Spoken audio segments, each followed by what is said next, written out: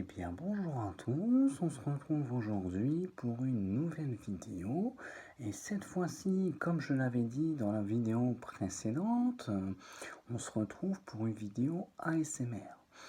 Donc dans cette vidéo, tout simplement, je vous invite à vous asseoir quelque part, dans un endroit calme, pourquoi pas même vous allonger, et donc je vais vous lire une petite histoire. Cette petite histoire, j'imagine que vous la connaissez, hein. Il s'agit des 3 petits cochons. Hein. Alors, j'ai choisi cette histoire parce qu'elle me rappelle un petit peu mon enfance. Je me souviens quand ma maman me bordait dans mon lit et me lisait un petit peu cette histoire. Voilà. Donc je vais tout de suite commencer la lecture.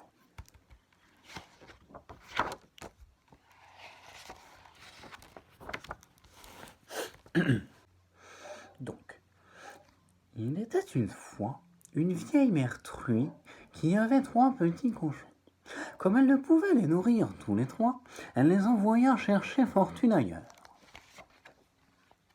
Le premier petit cochon se mit en route et rencontra un homme avec une bande de paille. Il lui dit « S'il te plaît, donne-moi cette bande de paille pour construire ma maison. » L'homme lui donna la paille et le petit cochon construisit sa maison. Mais un loup vint à passer.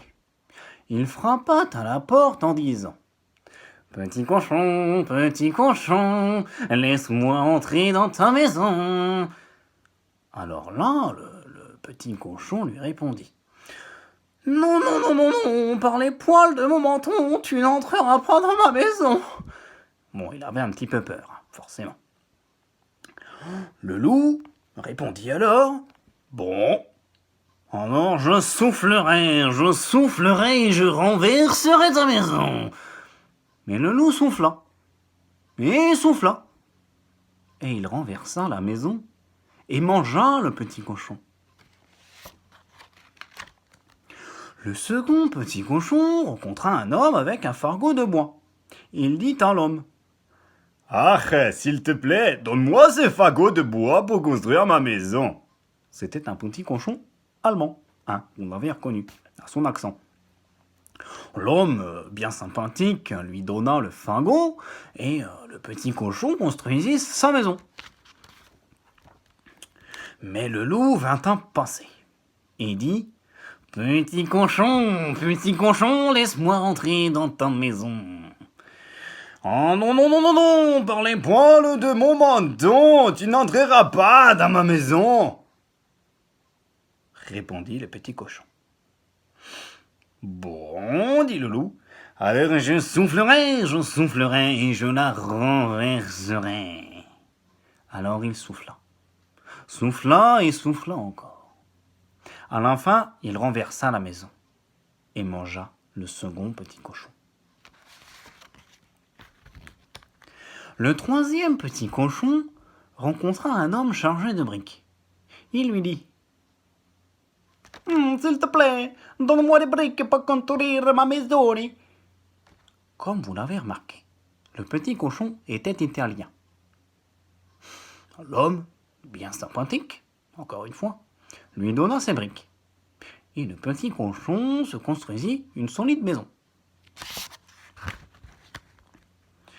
Le loup eut beau souffler, et souffler, et encore souffler. Il ne put renverser cette maison. « Petit cochon, dit-il, retrouvons-nous demain matin à 6 heures au champ de Monsieur Millet pour arracher des navets. »« D'accord, dit le petit cochon. Mais le petit cochon alla au champ de navets dès 5 heures. Et à 6 heures, il était à la maison avec sa provision de navets. Quand le loup arriva, il était vraiment très fâché. Alors le loup eut une autre idée pour tromper le petit cochon italien. « Petit cochon, dit le loup, je connais un magnifique pommier. Ne me joue plus de tours et je viendrai te chercher demain matin à 5 heures pour aller cueillir des pommes. » Mais le lendemain matin, le petit cochon se mit en route vers 4 heures. Cette fois-ci, il y avait un long chemin à parcourir. Et il fallait grimper dans le pommier. En descendant du pommier, le petit cochon vit le loup approcher.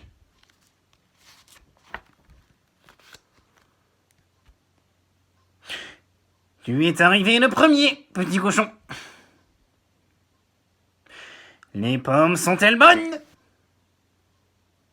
Si, muy bueno !» cria le petit cochon.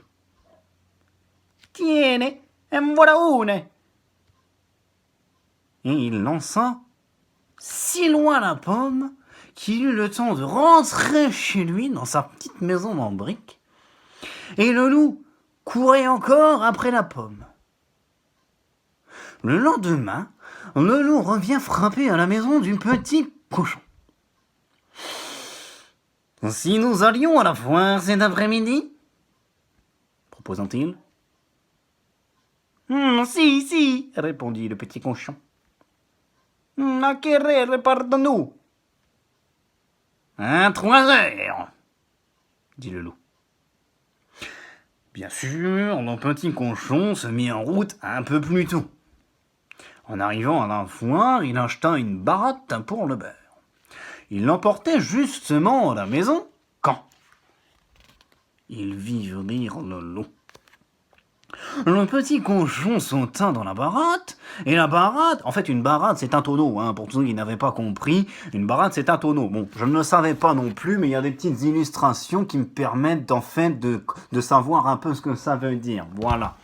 Donc, il sauta dans la baratte, et il roula dedans, vers le loup, donc, en dévalant toute la pente. Et le loup eut si peur qu'il rentra vite chez lui, sans même aller à la foire. Le lendemain, il vint à la maison du petit... Oh putain, c'est long comme histoire, bordel de chiottes. Il vint à la maison du petit cochon lui raconter la peur qu'il avait eue en voyant une grosse chose ronde rouler vers lui en dévalant la pente. Le petit cochon avoua. « Ah si, c'était mis dans la baratte que j'avais acheté à la foire. En te voyant, j'ai sauté dedans, j'ai dévalé la colline. » Alors le loup fut vraiment très fâché. Il hurla. « Cette fois-ci, je vais te dévorer. Je descends par la cheminée, je t'attrape. » Mais quand le petit cochon entendit cela, il mit une grosse marmite à bouillir sur le feu. Le loup descendit par la cheminée et plouf, directement dans la marmite. Le cochon posa vite le couvercle sur la marmite et ce fut la fin du loup. Alors le petit cochon vécut heureux jusqu'à la fin de ses jours, sans même penser à ses 2 putains de frères qui étaient morts comme des cons. Voilà l'histoire des petits cochons. Franchement, l'esprit famille, il n'y est pas. Il n'y est pas, je ne valide pas cette histoire, je ne peux pas la valider. Parce que bon, on nous baratine tout le temps, là, les enfants, oui, les 3 petits cochons, vous allez voir, elle est super cette histoire. Bah non, elle n'est pas super cette histoire. Donc bon, je vais essayer de rentrer en moi-même, essayer de me calmer un petit peu.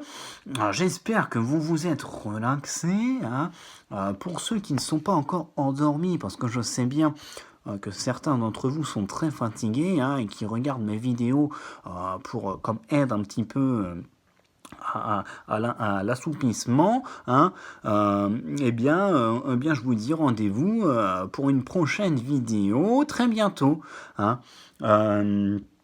Donc, on se retrouve bientôt. Voilà, c'est tout ce que j'avais à dire.